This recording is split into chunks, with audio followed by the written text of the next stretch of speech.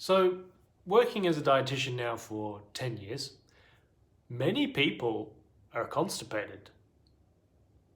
Like, they don't go very often and they can't seem to get unstuck. And my job is to talk about things like this. So, I'm going to talk about a few evidence-based ways that you can follow to get things moving. And these are natural remedies, by the way. My name is Joe. I am a gut health dietitian.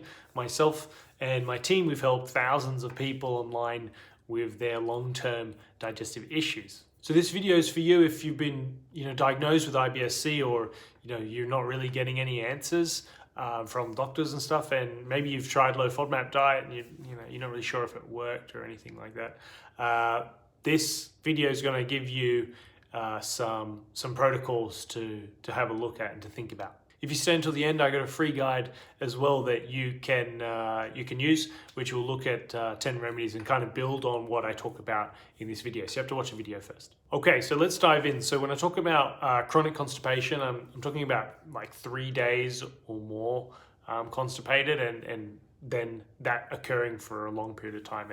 And IBS-c, so IBS constipation predominant, that's what that stands for, is more difficult to treat than IBS-d, so diarrhea predominant, and it usually lasts a long time. For a lot of people, it's most of their lives, and it's because the mechanisms and the potential causes are there's a lot of variability between them, and then the science is just kind of catching up, where we're able to start to pinpoint reasons for it better, and then therefore able to treat it quicker. Just to give an example of what I mean, it's like it could be that your body, there's like a dysregulation in like how it takes water into your intestines and to move things along. You may not be doing that efficiently.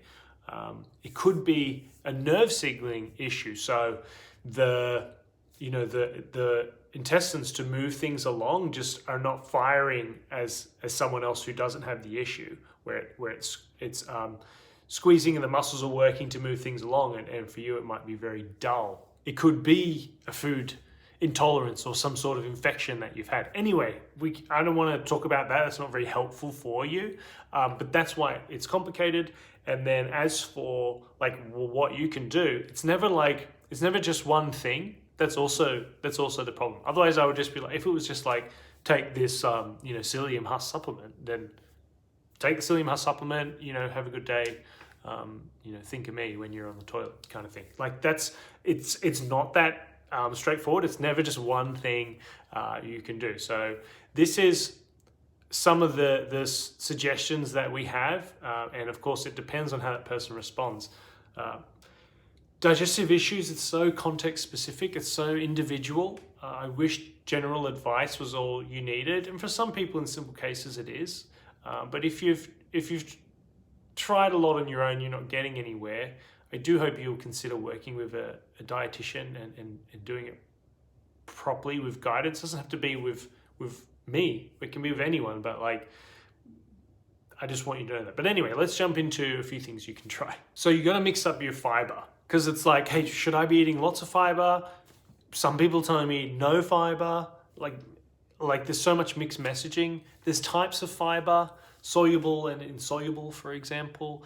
I've genuinely seen different results with different clients. I know that answer sucks, but we will intentionally increase fiber and see what happens, or decrease fiber, see what happens.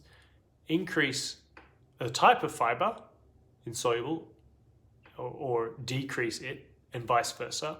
And we'll often observe large responses. It's just difficult to say which one it will be, but you can try and do that intentionally. Obviously, to be methodical about that, you need to be tracking what you have, and you need to be able to calculate what your fiber is. But you can do that with apps. It's actually very simple if someone tells you what to do and shows you how to do it. You can try 2 kiwi fruit per day, not including the skin, just the actual flesh. There is a particular enzyme in kiwi fruit that seems to help with motility, and it seems to be just in kiwi fruit. And it seems like 2 2 per day seems to be a good dose. I don't know how much of a long-term solution that is, because it relies on you always having edible kiwi fruit available. But I'd be curious to try it and see if that helps.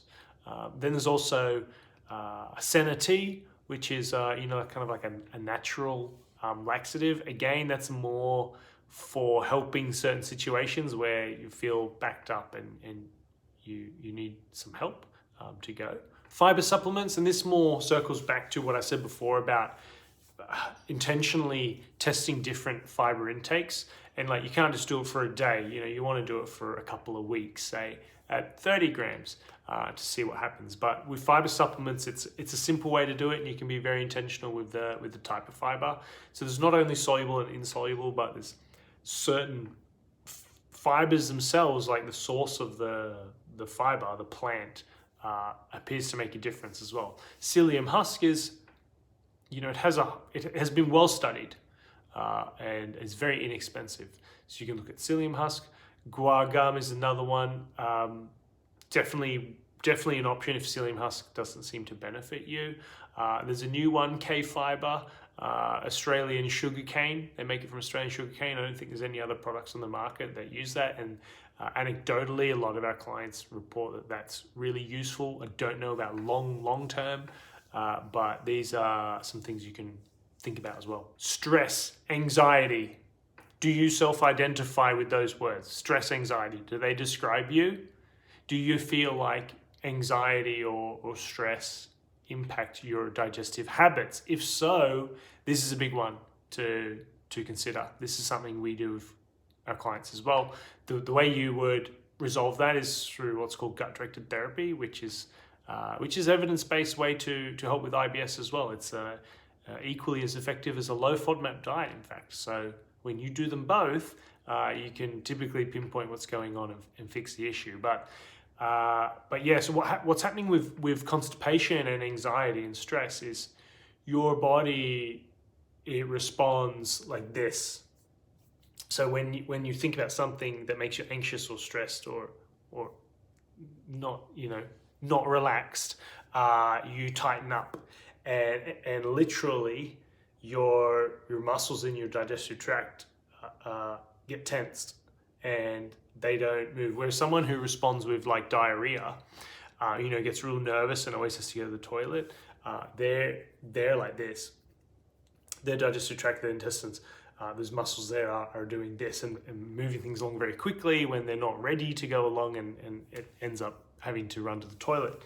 Whereas constipation, it's just like this tense. So then you can do all the diet things you want, but if you're not addressing actually the stress and anxiety and how your body responds with that, then you won't get very far. So that's a big important one I want you to consider as well. There's some good apps you can try.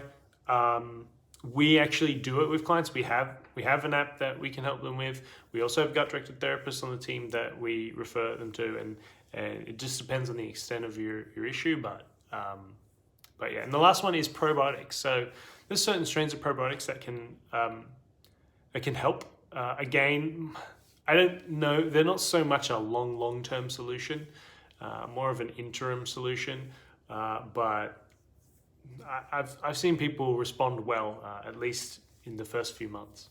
With probiotics, it's very strain specific though, so it's best to get advice there. I believe it's Bifidobacterium animalis that has some good evidence, and there is a couple others as well. I hope this has been useful for you. I have a guide that looks at 10 proven remedies for IBS-c that you can consider. So it builds on what I talked about here.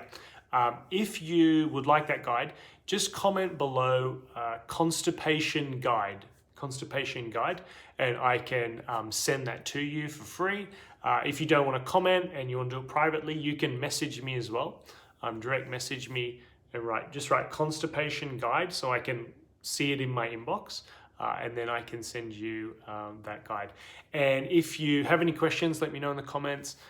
Again, it is context specific, so if I hope this was useful, but the reality is you're probably going to need to do several different things and just be very methodical about your process, and you should definitely see results.